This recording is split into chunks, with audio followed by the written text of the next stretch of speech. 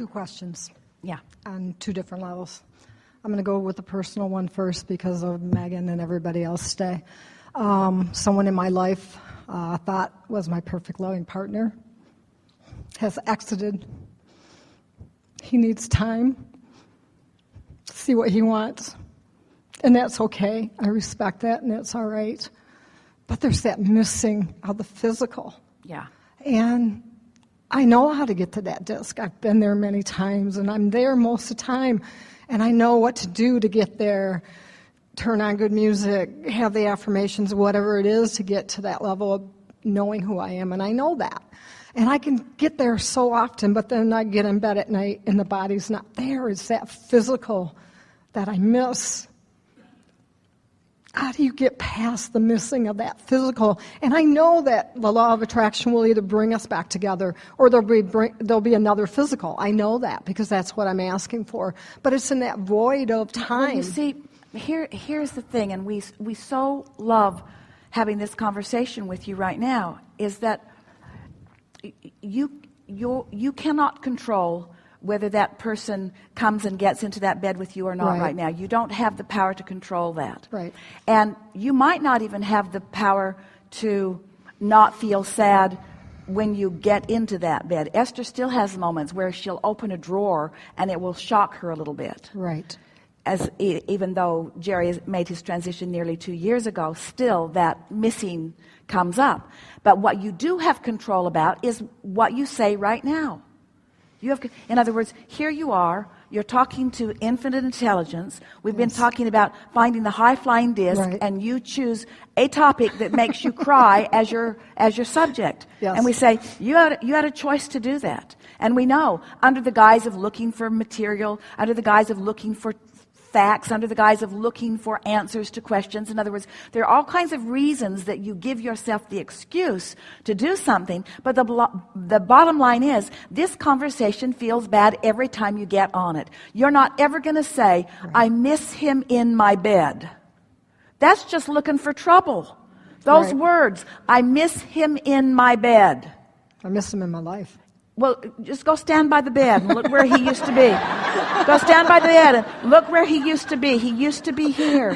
His head used to be here, and he used to lay like this. And he used to be right here. He used to be right here in this place where he isn't. He used to be right here in this place where he isn't. So in other sleep words, on the couch. You can make them cry, and they don't even know him or like him. They don't even.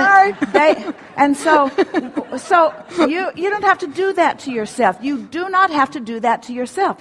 That's the epiphany that came to Esther. In other words, there are a lot of things you can't control, but you can control how you feel now because you can control what you think now.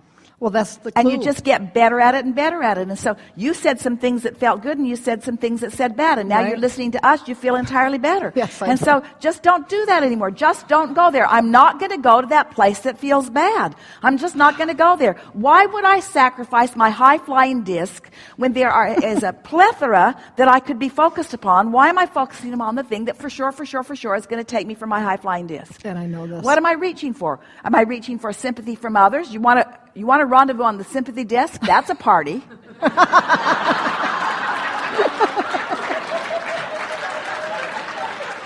I've been there before. It's not that good. You want to rendezvous on the this is what he did to me disc? That's a party. In other words, you get to choose. You get to choose. You get to choose every single time. I know this. We know you know, but you didn't know for a minute, and we had to tell you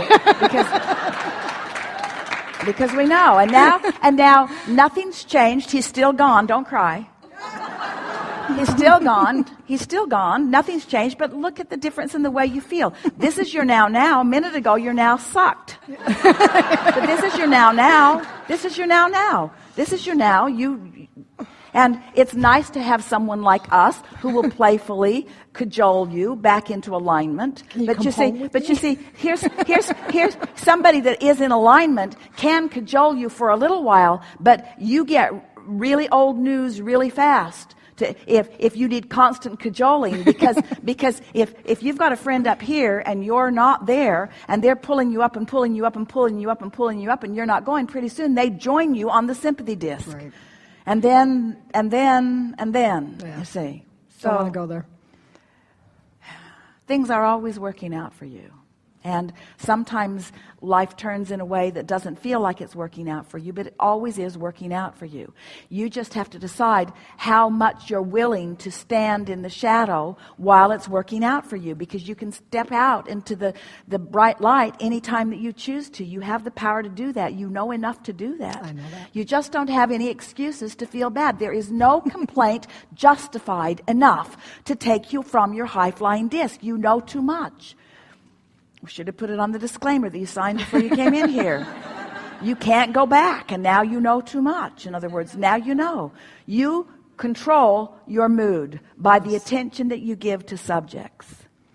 And so the game that Esther's been playing, and it's been so effective for her, once she remembered this 17-second thing, because she was finding herself feeling good, as you often do, and then slipping from it because something would remind her of something. And she would start feeling sorry for herself or feeling lonely. And she just started going 17, 16, 15, 14. And every time before she got to 1, she'd forgotten what it was that she was upset about. I'll use it. Yeah. I'll use it. For a while, she chewed on her arm. In other words, just don't vent it, because when you vent it, you never let it out. People say, oh, that's really good that you vented that. No, it wasn't. You vented it is the same thing as you practiced the momentum of it. Right. When you're venting, you're going down the trail that you don't like. Yeah. Venting sucks. Don't vent. Don't vent. There's no reason to vent. Venting and affirming are the same thing. Right. But when you're venting, you're affirming what you don't want. That was good. That was great. Thank you.